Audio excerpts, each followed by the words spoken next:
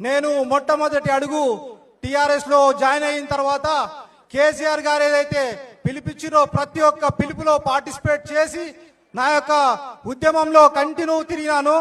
2008లో మా యొక్క కుత్బుల్లాపూర్ నియోజకవర్గం నుండి భారీ ఎత్తున మేము బస్సులు ధ్వంసం అదేవిధంగా ధర్నాలో పార్టిసిపేట్ చేసినందుకు మమ్మల్ని అందరినీ కూడా జైల్లో తీసుకుపోయి 3 రోజులు ఉంచడం జరిగింది. ముందు వరుసలో మా వాళ్ళంతా కూడా ఉద్యమకారులు ఆ రోజు నాతో పాటు జైలుకి వచ్చిన వాళ్ళందరూ కూడా ఉన్నారక. ప్రతి ఒక్కరు కూడా ఆ రోజు ఫస్ట్ తెలంగాణ భవన్ లో మమ్మల్ని అందరినీ కూడా పిలిచి అప్రిషియేట్ చేయడం జరిగింది. అదే విధంగా 2013లో నాకు ఆర్టీసీలో జాబ్ వచ్చింది. జాబ్ ను కూడా రిజైన్ చేసేసేసి నేను ఆ సకల జన సమ్మెలో భాగంగా రిజైన్ చేయడం జరిగింది.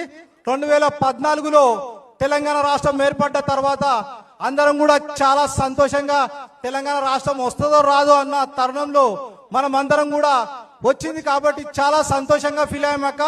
ఆ యొక్క క్షణం చాలా ఆశ్చర్యంగా అందరం కూడా విస్మరింపోయినాం. తర్వాత అక్కగారికి చిన్న అనుమతి, నాకు నా జీవితంలో ఒక చిన్న సంఘటన జరిగిందక్క. అది మీరు తప్పుగా అర్థం చేసుకోవద్దు. నేను 2014 అయిపోయిన తర్వాత 2015లో నాయన నరసింహారెడ్డి గారిని పెద్ద మనిషిని తీసుకొని మాకు కొంతమంది ఉద్యమకారులను తీసుకొని పెద్ద సార్ దగ్గరికి వెళ్ళడం జరిగిన తర్వాత ఏంది నర్సన్న ఇటు వచ్చినావు ఏంటి సంగతి అంటే మనోళ్ళు పిల్లలందరూ కూడా ఫస్ట్ నుండి ఉద్యమంలో పనిచేసిరు. వాళ్ళ కొంతమందికి double bedroom ration shop plus కొన్ని నామినేటెడ్ పోస్టులు అదేవిధంగా రానున్న జిహెచ్ఎంసీ ఎలక్షన్స్ లో టికెట్ల కోసం అని చెప్పేసి రావడం జరిగిందని పెద్ద మనిషికి చెప్పడం జరిగింది. పెద్ద సార్ ఆ రోజు మీరందరు దేనికోసం కొట్లాడిరా అని అన్నాడు. అంటే తెలంగాణ కోసం కొట్లాడినాం కదా సార్ అని చెప్పి గర్వంగా చెప్పినాం. చెప్పిన తర్వాత తెలంగాణ వచ్చింది కదా మీలో లేదు మరి ఇంకా అని చెప్పడం జరిగింది. అందరం కూడా మేము ఆ యొక్క షాక్ లో ఉండిపోయి ఏం మాట్లాడాలనో తెలియలేకపోయింది. అది ఎక్కువసేపు ఆనాడు మనది ఉద్యమ పార్టీ, ఈ రోజు మనది రాజకీయ పార్టీ. ఇందులో అందరూ ఇప్పుడు కావాలి మనకు.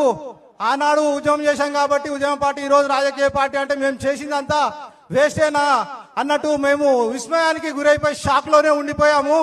కాబట్టి బయటకు వచ్చిన తర్వాత చాలా మంది చాలా రకాలుగా మాట్లాడుకున్నారక్క.